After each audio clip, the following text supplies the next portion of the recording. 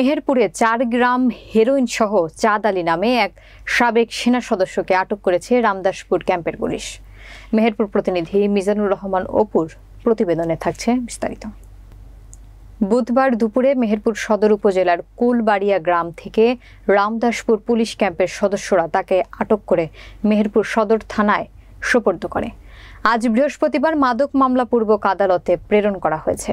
আটকের এই সংবাদ পরিবেশন করায় মোবাইল ফোনে দৈনিক নবচেতনার সাংবাদিক হাজি সাইফুলকে জীবন নাশের হুমকি দিচ্ছে আরেক মাদক ব্যবসায়ী কুলবাড়িয়ার ঝন্টু বিশ্বাস। আমি কুলবাড়ি ঝন্টু বিশ্বাস বলছিলাম। সাইফুল, হ্যাঁ ভাই বলেন।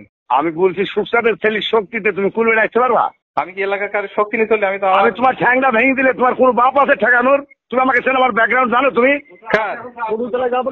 তোমার বাড়ি কি তোমার ঠ্যাংটা ভেঙে দিলে ঠেকানোর লোক আছে? সাইফুল ইসলাম অভিযোগ দিলে আইনগত ব্যবস্থা গ্রহণ করা হবে। সাংবাদিক সাইফুল ইসলাম বলেন, সাবেক সেনা সদস্য চাঁদ আলীকে হেরোইন সহ আটকের সংবাদ পরিবেশন করি। এর আগে ঝন্টু বিশ্বাস সাংবাদিকদের মুঠোফোনে সংবাদ প্রকাশ করতে নিষেধ করে। সংবাদ প্রকাশ করলে হাত পা ভাঙা ও জীবন নাশের হুমকি প্রদান করে। এ বিষয়ে মেহেরপুর সদর থানায় লিখিত অভিযোগের প্রস্তুতি নিচ্ছে।